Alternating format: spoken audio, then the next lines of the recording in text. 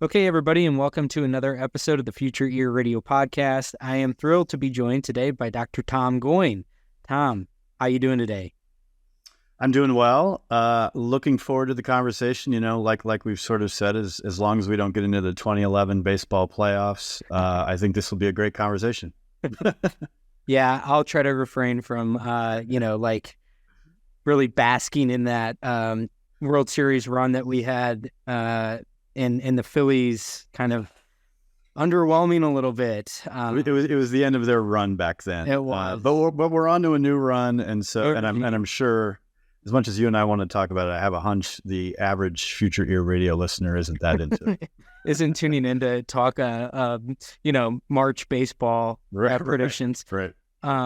But anyway, thanks for coming on. Yep. I've been enjoying getting to know you a little bit, and I've taken a listen through your podcast. And so for anybody that's out there, it is the AUD podcast. Mm-hmm. Yep, the Odd Pod for sure. Do you want to talk a little bit about how that came to be, and maybe segue that into your background as an audiologist, how you came into the field of audiology? Yeah. Well, so I mean, I have a wide-ranging attention span, and so that's a nice way of putting it. And so the AUD podcast, that just sort of started up. There was a couple motivations. One was I just like having interesting conversations where I learn some things, and if we can hit the record button and share it where other people learn some things, that's good too. I have some practice consulting that I do, practice management consulting that I do. I do it through practicalaud.com. And so I thought, it might be also a way to showcase, some of my philosophies and approaches when I'm working with audiologists. And so that was sort of the driver behind that. And, we don't exactly have a regular publishing schedule with it. It's just whenever I come across someone that would be interesting to have a conversation with, there we go. But really, my main efforts are, I have a multi-office, multi-provider private practice in the Philadelphia suburbs. I'm an adjunct professor at Salus University, which is one of the larger, if not the largest, audiology training programs in the country. I've had both my practice and my involvement at Salus is past its 16-year mark. We're heading for 17 years, which is mind-boggling to me. And as I mentioned, I do some practice management consulting as well. I've been doing that for probably 10 or 11 years, I would say. Well, I'm curious, what actually was the impetus for why you pursued audiology? Oh, yes. Yeah. So sort of a different route from a lot of folks. When I ask my students that question, what got you into audiology? It's usually sort of I was sitting in the speech classes, right, and I wasn't really liking them, but this audiology thing seemed interesting, so I thought I'd give it a whirl. I was a little bit different. I actually have an uncle who is an audiologist, and way back when, when I was, whatever it was, 16, 17, 18, thinking about what I might do, I was actually thinking about optometry, and I just kind of saw what he did a little bit. And, it's kind of funny because back then as a 16, 17-year-old, I thought, oh, eyes, ears, it's all good. It's the same. Well, we'll do ears instead. It's kind of funny looking back how you end up, how you make these decisions, these seemingly innocuous moments that end up changing the course of your life. But that's what got me into it. But really what I enjoy about it is it's a combination of science and it's a combination of people. We're taking science and we're taking logic and we're applying it to problem solving in order to help people. I'm not sitting in a cubicle all day writing code. I'm also not, sort of in some sort of field where, maybe it's not real clear who's benefiting, and so being able to take some science and some logic and do some problem solving and help people out, I think is a great combination. Okay, cool. So you kind of go, when did you decide to go and move on to get that graduate degree? I'm assuming it was not the doctoral level yet. Was that around or was it in the master's? Boy, I mean, I know this is an audio format, but do I look that old? No, it's no. Well, there's that. I'm not going to be able to properly give credit, but somebody on some podcast, it could have been yours, it could have been a different one, but somebody said that you can judge the age of somebody by the color of their Jack Katz Handbook of Audiology book. Mine was purple. It has faded a bit. It's now maybe a little more pinkish, but it started out purple. So that gives you a sense of, some people will get a sense as to my vintage. But no, you're right. When I was coming through, if you wanted to be an audiologist, a master's degree was the entry level. But the doctoral, the AUD was just starting to come out. And if I remember right, it might have been just Baylor, Texas that had a program. And as a kid who grew up in central Pennsylvania, was going to school at James Madison in Virginia, I didn't see myself going down to Texas. And also, I had to admit, it wasn't really super clear at the time that the AUD was going to be the thing, So I ended up pursuing, so after my bachelor's degree and my master's degree at James Madison, go Dukes, I went straight into a PhD program at the University of Pittsburgh. I never did finish that. Didn't even come maybe as close as one would like. But one of the reasons why I shifted gears was the AUD programs started to come out, and there were a lot of them. And I started looking at their curriculums, and I started to think, geez, that's actually the degree I kind of wanted to have. So yeah, I ended up pursuing my AUD through the University of Florida, and basically ever since that finished up, I've been practicing clinically. So you couldn't see yourself down in Texas, but you could see yourself down in Florida? Well, that was that was the distance program. That was a distance program. So here's where, if I don't see mold already, here's where I'm really going to see mold. Because back then, so the University of Florida program, yeah, right. Florida versus Texas. But no, sorry, I've just alienated some of your listeners. But at any rate, it was a distance program meant for people who already had a master's program. And here's where I'm really going to see mold. They sent you videos on VHS tape, and you watched them on VHS tape. Wow. And so for some of our younger listeners, these are literally like video tapes. It wasn't a CD. We weren't streaming. We were binging, I guess. We were binging these videos, but we were binging it on VHS. And yeah, you would, it was actually, in a way, it was kind of a cool program. You would watch these videos for, I think it was like 6 or 8 weeks. And then you would go somewhere locally, off into a local university, do some tests and sort of finish up one course and start another. And so it was mostly a distance program, but occasionally we got together in person. Yeah. That's interesting, though. I did not know that program existed. Yep. Okay, so you kind of like move on, and so where does your first, I guess, professional venture? Are you working in a clinic, and then when did you decide to embark out on your own and start your own clinic? Yeah, I mean, I kind of bounced around a bit. Initially in Virginia and then Pennsylvania. I did a little bit of it all. I worked in a hospital. I worked in an ENT clinic. I worked as an audiologist within a private practice. But I always kind of knew that, I kind of wanted to have my own practice. I saw some great things that some of my employers had done, but I also saw some less than ideal things that some of my employers had done. And, like a lot of entrepreneurs and self-employed people, I was kind of convinced, I have a better way of doing it. And so I actually ended up purchasing my first office. It was really small at the time. It was barely in the black. I ended up purchasing that back in the fall of 2007, essentially. We had our first child on the way, which, if I knew everything I know now about parenthood and everything I know now about practice management, I probably never would have embarked upon that.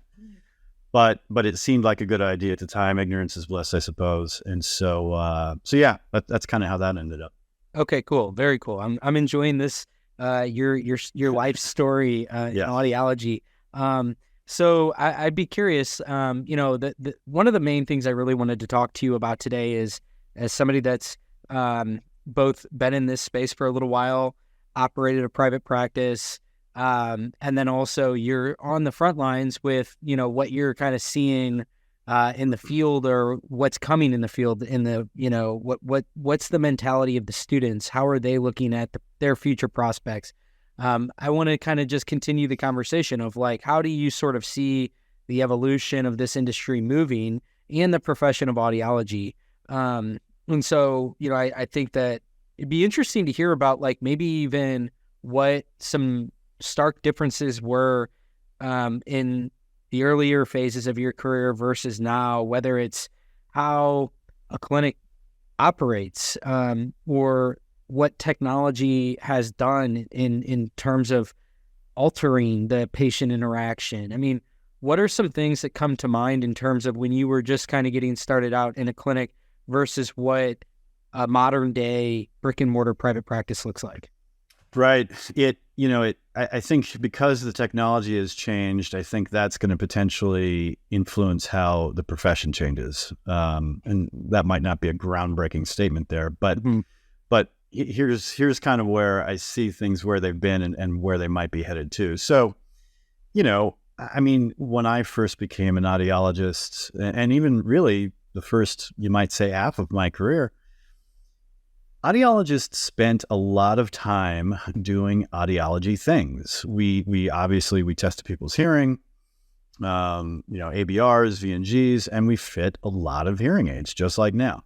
But one difference was there was a whole lot more programming and modification and counseling that went into it. So, this is going to sound almost as antiquated as the VHS tapes I was talking about a couple of minutes ago. But, but originally we spent so much time trying to balance out occlusion versus feedback with our patients in hearing aids. And so there was no feedback cancellation. There were no open ear devices. Everything was, I shouldn't say everything, but most devices were either a traditional BTE or the traditional mold, or they were a full shell device. And so, or maybe half shell, even CICs weren't done that often. But so at any rate, you were constantly trying to balance occlusion and feedback. The patient would say, I feel plugged up. So you'd make the vent bigger, and that in the hearing aid. And then that would cause feedback. So then you might either turn down the hearing aid a little bit, and they would say, well, but now I'm not hearing as well. So then you turn the hearing aid back up. There's the feedback again. So now you close up the vent a little bit. There's the occlusion again. So you were just constantly sort of chasing your tail around, trying to find a balance between audibility and tolerance to a certain extent. But as the years have gone by, hearing aid technology has gotten tremendously better. Our feedback cancellation now is astounding. And so really feedback and occlusion are, I don't want to say we never deal with it, but it is really not that often. And so what has this done for us? It's freed up a lot of time that used to be spent on programming, adding a decibel, subtracting a decibel, tweaking this, tweaking that, adding a program, coaching patients on how to change the memories or the programs in their hearing aids. Now, a lot of the hearing aids are changing algorithms automatically based upon what they're seeing in the room. So, it has, the amount of time we spend doing that has reduced considerably. Now, what has replaced it, though, much to the chagrin of a lot of us who spend some time on social media, is Bluetooth, wax traps, things that are important to the patient and important to the proper functioning of devices.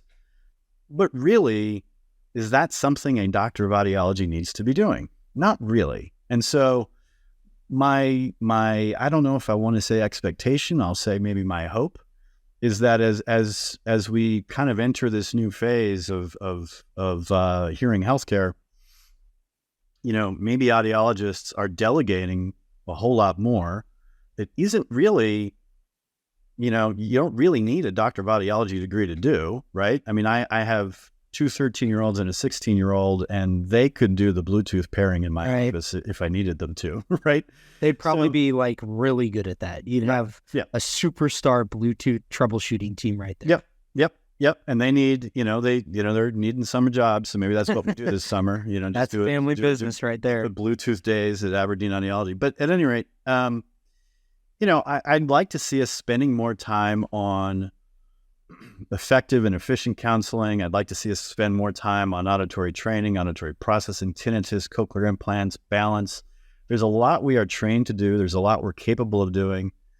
I think it would benefit the public and our practices if we did more of those things. I'm not saying we shouldn't, the widget, it's not important. No, hearing aids are very important, incredibly important. But, I think we are missing an opportunity to be doing other things that could help our practices and our patients.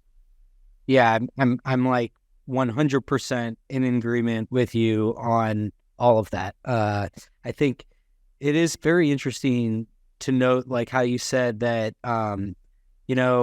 in years past, a lot of that patient interaction was the hearing aid fitting. And as that's more or less become automated away in a sense, it's sort of like opened that, sort of time block. And to your point, it's like, those troubleshooting needs have filled that vacuum more or less. And I'm with you that I think there is a huge imperative for the profession and kind of like the industry as a whole. Again, it's a market demand. So I have to think like a free market will kind of solve this, where you start to find, but it touches on some things that have been talked about on the podcast, which is it's hard to find labor these days. Mm-hmm. It's hard to find good people. And so that's a big challenge, is that is as obvious as this seems that, we're going to delegate this away. I think that is the aspiration, and some people will be in a position where they can do that as a private practice. But I do think that these things will present new challenges, and those challenges will have to be solved.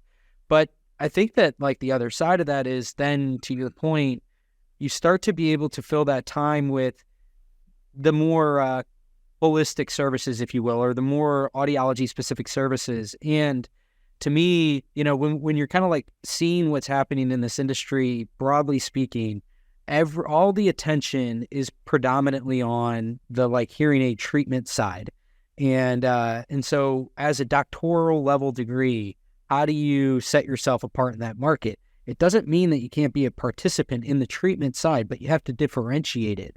And that's, I think, what people mean when they say you need to get back to your roots of being an audiologist, because that's truly what will differentiate you in a market that is sort of becoming commoditized in a lot of different ways, with, the kinds of different access points that you can get, the treatment through.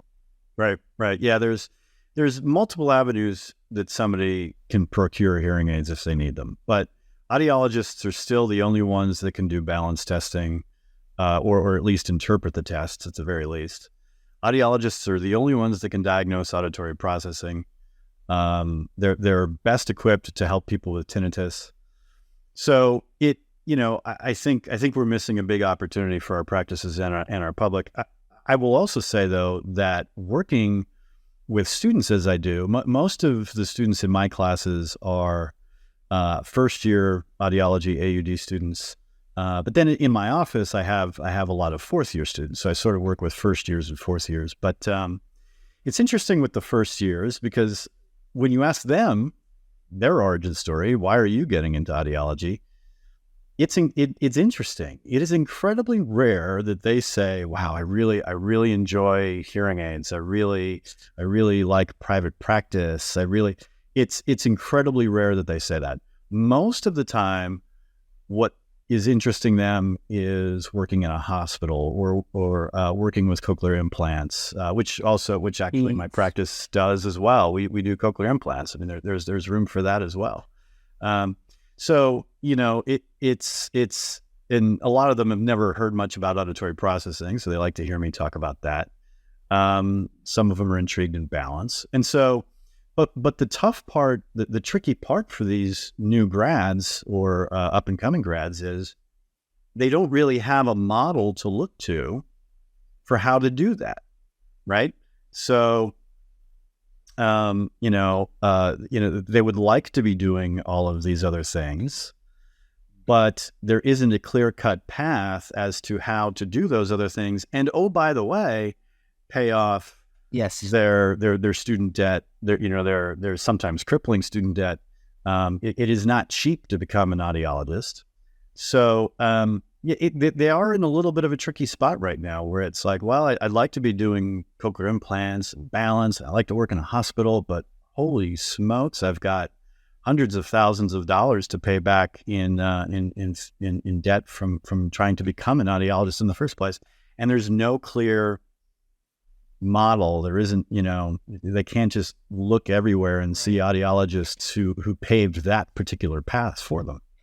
I think that's such an interesting vantage that you have, because I think that's spot on, where there's not a playbook really, because all of generations past have really had the previous generation, your mentor more or less, or even the people that are going to be your superiors within that practice have all been conditioned through how a private practice works in terms of how you monetize it, and that shapes everything, right?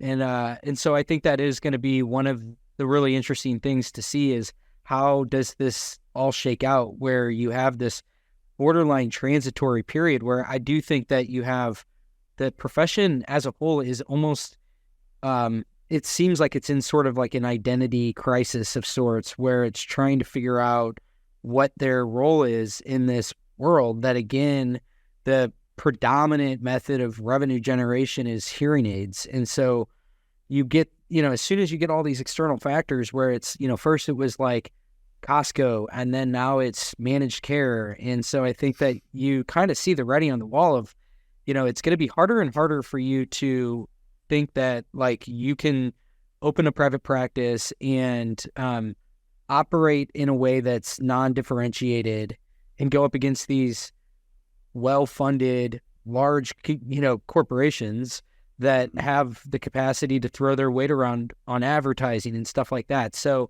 again, I think it just reinforces this idea that what makes you valuable to the market is the doctoral level degree. And so I think that's what's going to be interesting to see how this shakes out from how do you maximize that differentiator? I'm sure there's a lot of people that are listening, or that would be listening to something like this, and they're yelling at their car right now, well, what about you can't make money just on diagnostics alone? Right. So what would you say to that? In terms of how does this shake out if, you maybe you always have some relevancy with hearing aid sales in your practice or whatever environment you're in, but as that depreciates under that assumption, how do you look at that in terms of how do you make up for that loss? Right. Couple of thoughts there. Well, one, I think, hearing aids are increasing in terms of, the number of people that are going to need amplification is skyrocketing. So, right. So I always think there will be room for audiologists to be doing that. And obviously we are well equipped to be doing that. But, you're right. Because I have listened to podcasts, and I have heard people, put forth ideas about, diagnostics and certain other, alternative things. Yeah, and I will shout at the podcast player. My phone. I will shout at my phone. Future year. That's not realistic. What are you talking about? That's not realistic. So I do think hearing aids will always be there. But in terms of what I think is kind of realistic is, we've talked a little bit doom and gloom here. A little bit. There's no playbook, but on the bright side, a lot of the tinnitus work that goes on in my practice, and a lot of the auditory training work that goes on in my practice, both for auditory processing patients, hearing aid patients, cochlear implant patients, we do a lot of that, the vast majority of it, probably 95% of it, over video chat, just the way you and I are talking now. And a lot of the listening exercises that we do in the auditory training can be done using some of the tools in a lot of the commonly used video chat software today. And so what does that do? Well, it actually, in some ways, it makes the startup cost for a private practice a whole lot cheaper. If I want to, if I've got a few audiologists who, work with my practice as sort of, you might sort of call it a side hustle. They have a day job, perhaps at a hospital, and then an evening or two a week, they do some auditory training with my practice. And all they really need is a laptop, a microphone, and a good internet connection. And that's essentially the startup cost. If you wanted to add in a website as well, so you can get the word out that you exist and people can find you. We haven't really got into it that much, but there's some auditory processing assessments that can be done through video chat. You and I, we were chatting earlier about Matt Barker, an acoustic pioneer. Mm-hmm. He's got some great apps that make auditory processing very accessible and lower startup costs. So, yes, there is no playbook, but, just as technology is sort of changing the way we dealt with hearing aids, it's also opening up some opportunities for how we deal with people over telepractice. And telepractice can be a whole lot cheaper. You don't need to necessarily buy a booth. You don't need to rent space. You don't need to have a patient care coordinator out front. The amount of revenue you need in order to be profitable is a whole lot less when you don't need those types of things.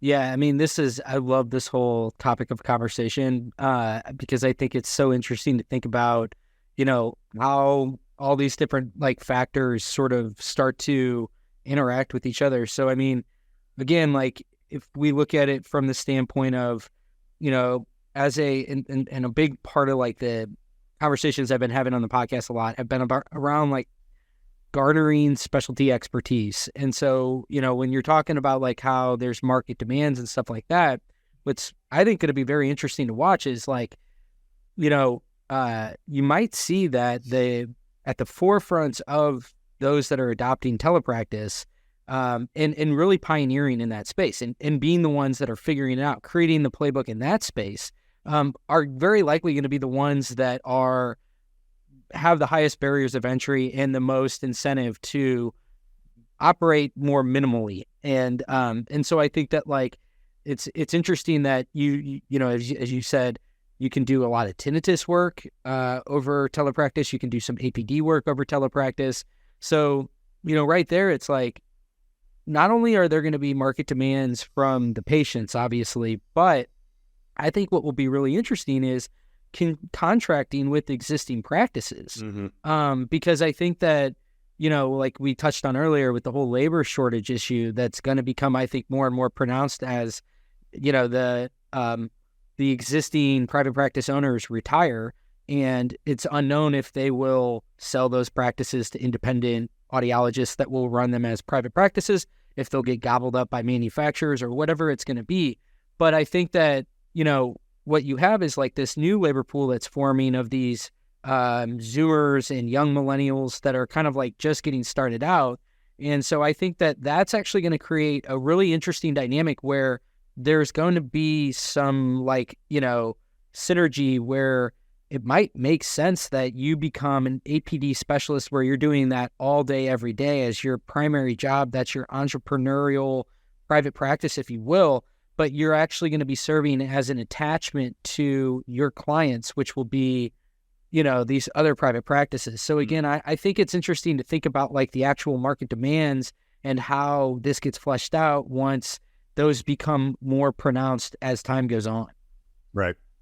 Yeah. It's, it requires a little bit of creativity, a little bit of entrepreneurial spirit. I don't think you need to be, I don't know. I'm struggling to come up with a name of, you don't have to be a Thomas Edison, level entrepreneur to come up with some of these ideas. It just, it takes a little bit of creativity, recognizing some opportunities when they're there, trying to take advantage of them if you can. I always say to audiologists I'm working with, on the consulting side, I always say, look, you can do almost whatever you want. It has to be legal. It has to be ethical. It has to benefit the patient, and it has to benefit your bottom line. And if it does all of those things, you can get kind of creative with how you set things up, and you can kind of create your own little practice. That's one of the reasons why I like doing the practice management consulting stuff, is because all sorts of practitioners have all sorts of different niches, and it's kind of fun to have those conversations. I've got one client who does a lot of APD work and also gets into some reflex therapy. I have another consulting client who has a practice in sort of a remote island, you might say, and so there's challenges that come with that.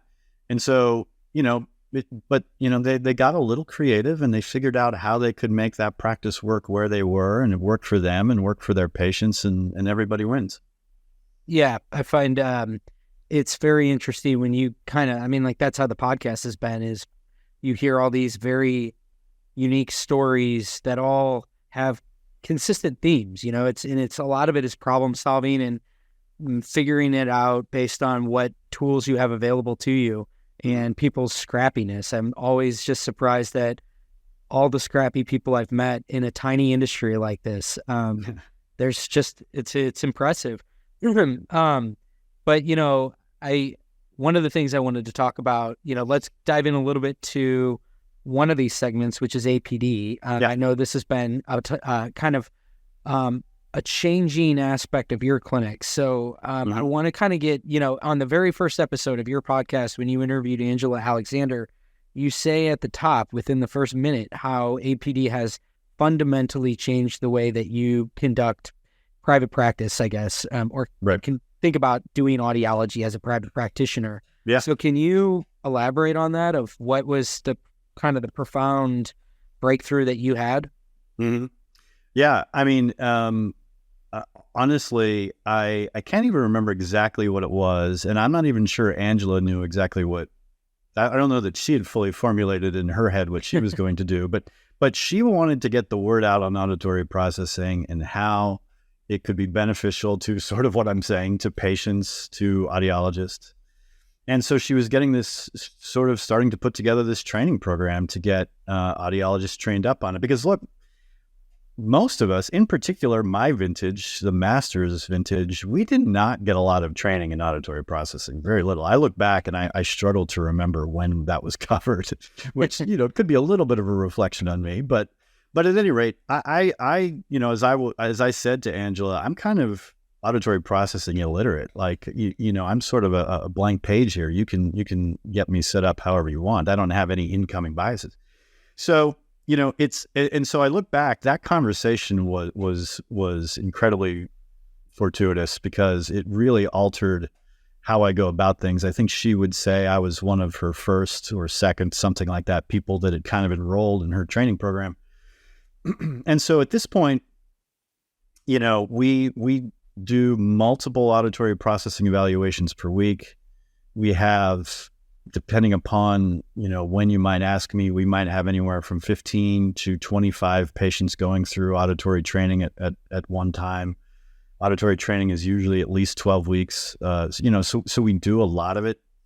And so what I have to admit, what I did not realize was how much of a need there was for auditory processing out there. It was perhaps the first time in my life I ever put something on my website saying we did it, and the phone started to ring.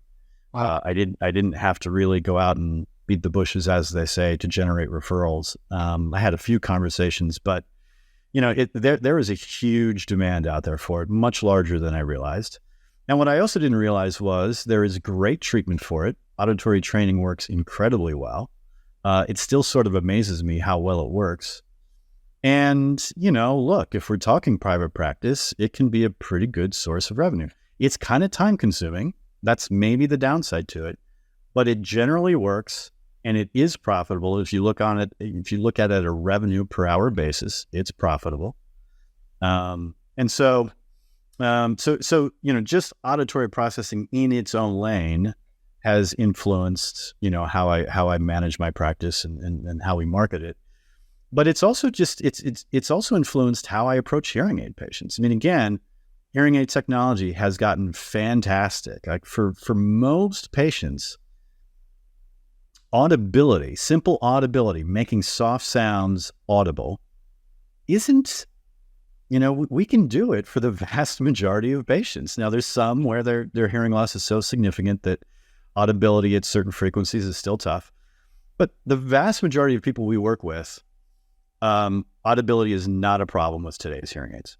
Today's hearing aids also have a high degree of noise suppression. They provide a pretty good SNR boost, right? Signal noise ratio boost. But yet, despite all these improvements in hearing aids, we don't have patients coming into our offices all day saying, tell you what, I went out to, I was at a 300-person wedding the other day. They had an open bar and a band, and I understood everything everybody said, right? We're still not hearing that despite today's great hearing aid technology. They're not going out to restaurants and coming back saying restaurants were perfect. They'll say all these things are better. They're not saying they're where they want them to be. And so given what we can achieve with audibility and noise suppression and directional microphones, and people still aren't doing all that well in competing noise, well, what's left? The brain. The brain is what's left. And so, spending some time with these folks, it's time consuming, but it's beneficial to them and it's profitable and everybody wins. They hear better. Your practice's bottom line is better.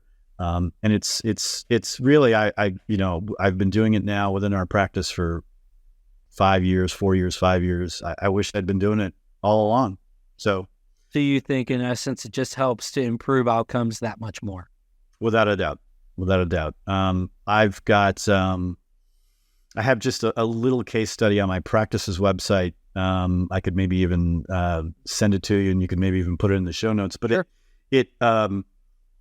Wow, what a podcast thing to say. We'll put it in the show notes. Put it in the show notes. Right. It's one podcaster to another. Sorry, this is inside baseball for everybody. It's the lingo. It's the lingo, kids. So anyway, I put up a case study of a case where a patient where she's in her late 60s, pretty fair amount of hearing loss, not really an implant candidate, not there yet. A couple decibels away, the scrim too good. We did a implant evaluation with her, kind of knowing her hearing was probably going to be too good, but we did it.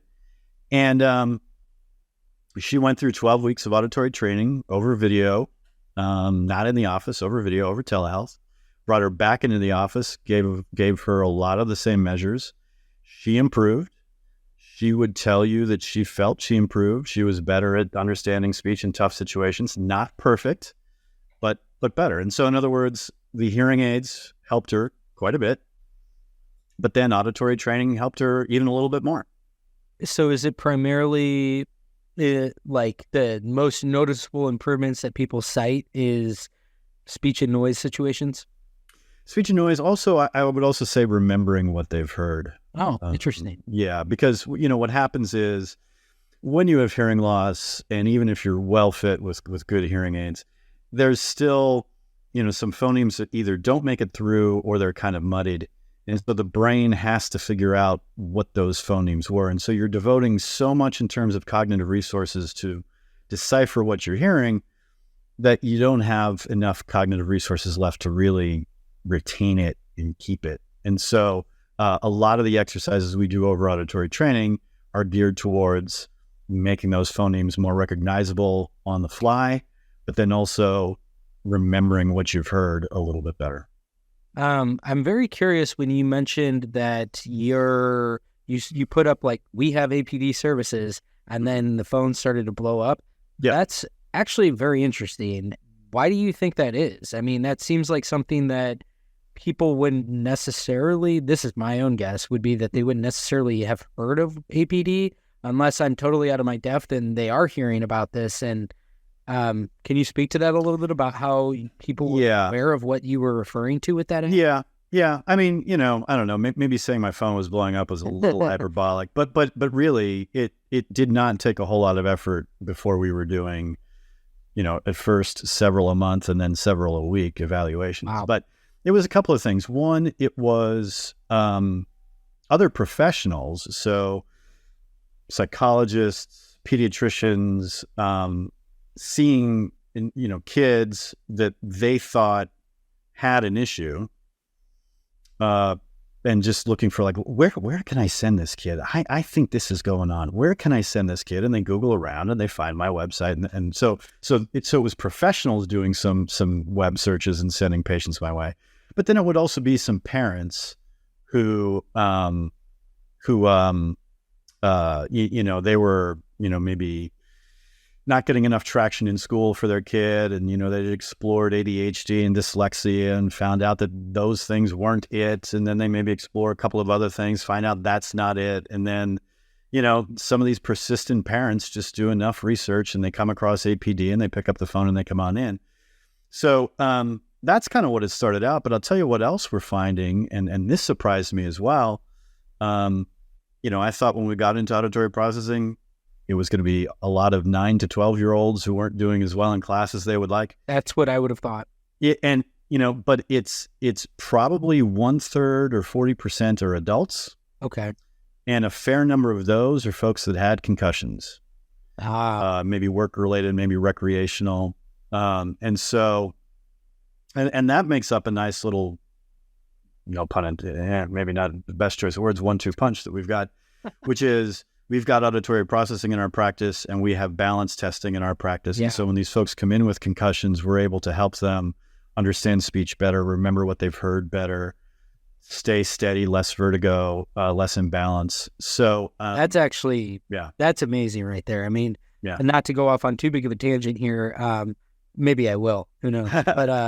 But you've never gone off on a tangent. I've listened to a lot of your podcasts. Not one tangent. Not one tangent. Yeah, I'm actually a really good sound therapy machine. You can just put me on and I'll fall right to sleep. No, but I was just at the American, I was at the American Balance Society. Sorry, blanket on that. And so I'm kind of sitting there. And I'm just trying to absorb all this information. There were more PhDs in that room than you could shake a stick with. But it was very interesting because this theme of concussions and audiology just keeps becoming more and more of a thing. Yeah. And that's obviously on the diagnostics, the vestibular side, and all the equipment that you can kind of dual purpose for, concussion testing, like I'm sure you guys are doing. Yeah. But then to pair it with APD,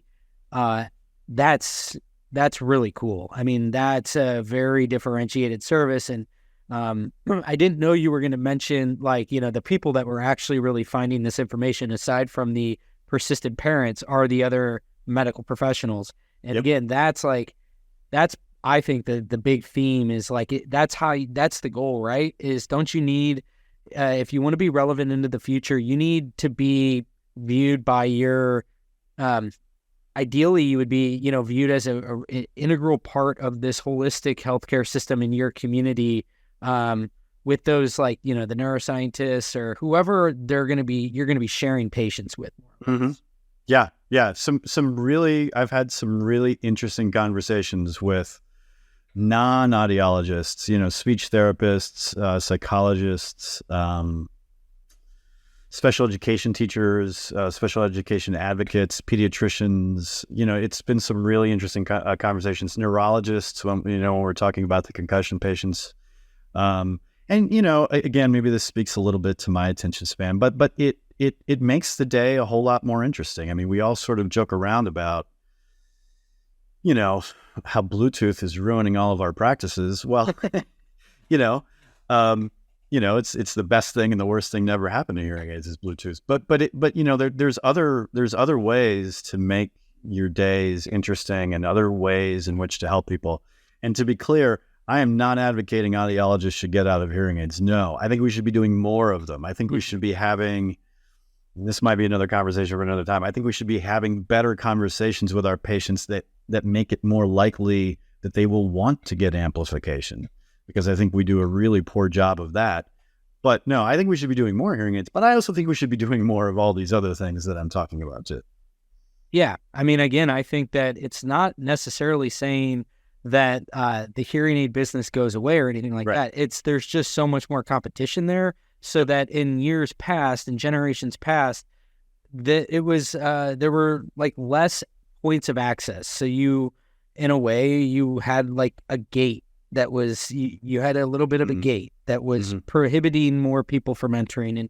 And as that gets chipped away, I mean, you made this point earlier, which is like hearing aid sales and more or less hearing healthcare demand is at an all-time high. And frankly, it's probably going to keep going up for at least another decade, with the boomers all moving into their 65 plus years. So again, it's like, I'm with you that it's all about how do you differentiate yourself, and then that patient experience. I mean, there's a tremendous opportunity there, I think, to provide the gold standard. Like at the end of the day, a sale is great, but what's even better than that is for them to go and tell 10 people about what an incredible experience they had. And so for me, it's like I look at all of these sort of segments of audiology as being great ways to figure out more holistically of what's going on with the patient, and having a more, I guess, relevant conversation with them. Mm-hmm. Yeah. When a patient comes in, we ask them about their hearing, we ask them about their balance, we ask them about their tinnitus, and ask them a variety of questions on our forums, but also verbally, we're asking them questions, and we just have a whole lot more tools in our tool belt to help them out. So they may, come in thinking that, maybe they have a little bit of a hearing issue, but really their spouse just mumbles and they don't make TV shows the way they used to. But also having some unsteadiness and wondering why their ears are ringing. And then we're able to, get them hearing better, get them more steady, make the tinnitus less noticeable. It's just nice to have more tools in our tool belt to help people. Yeah, like Tim Allen at full time. Right. Well, as that's probably a DVD reference, not a VHS reference. Yes. No, yeah, you got to go further back for that. It would be whatever Tim Allen was doing in the '90s, early '90s, before. Was that early '90s? Is that was that was? Well, then that would probably be. That'd be VHS I don't know. era. Yeah, VHS era. Yes, it's all getting a little cloudy to me now. So as we kind of come to the close here, kind of like closing thoughts, when you're having these conversations with the fourth years, you're having these big talks about before they go off into the real world. I mean, what are some things that you would say are, I know we've talked about some of this stuff today, but like what comes to mind in terms of those kinds of conversations and where they're looking at the future kind of moving toward and their future prospects, I guess, more or less. Yeah. Well, I hope to a certain extent it's conversations, but I hope it's also leading by example. They've spent a year, maybe not side by side with me for a year, but, spending some time with me, spending some time with the other great audiologists I have in my practice, and they get to see how things can be done, how things could be done. These students participate in a lot of the auditory training. They participate in a lot of the auditory processing evaluations, the balance evaluations. We give our externs a long leash as long as laws and regulations and contracts and their competency level will allow us to. We give them a pretty long leash. And, by the time they leave us, our current crop, this is, we're recording this in early March. Our current crop is going to be leaving us in a few months. And so, hopefully by the time they leave us after a year, they've really seen, oh, wow, it doesn't have to be just hearing aids all day, every day. Look at this other stuff we could be doing. And oh, by the way, on the hearing aid side, it doesn't have to be this high pressure sales kind of a thing. It's very professional and friendly and courteous and productive conversations that we have with our patients that end up helping them out. So, honestly, we'll sometimes chat about, how you might handle this job interview or how you might handle that one, and how to leave your options open and things like that. But really, I hope they're just learning, and I shouldn't say I hope, I know they are. They're learning just by seeing how myself and my other audiologists in the group, how we conduct the practice and how we go about things. That's awesome. For anybody that wants to connect with you, what's the best way to connect? I spend there's a number of ways. I spend a little bit of time on LinkedIn. There's other social media platforms that audiologists interact quite a bit, and so people can find me there. But also, if you Google my name, you'll find my practice website. You'll find my practice management website, practicalaud.com, and you can just sort of send me a message through there, and you'll end up in my inbox, and we can have a conversation. Awesome. Well, Tom, I really enjoyed this almost as much as I enjoyed the Game 5 of the 2011. I know you went there. You went there. Oh, man. Okay. It was fun. I had to do it. You can make fun of the Cardinals for the last, when we played you in that wild card game not long ago. Yeah. The year or two ago. Yeah. It all comes around. I'm going to eat crow. Right. It's, it all comes around at some point. That's the fun of sports. Yeah. The city of brotherly love is due for a World Series title, huh? I'll take it. I'll take it. I'm with you. Awesome, Tom. Thanks so much for doing this. Thanks for everybody who tuned in here to the end. We will chat with you next time. It was fun. Cheers.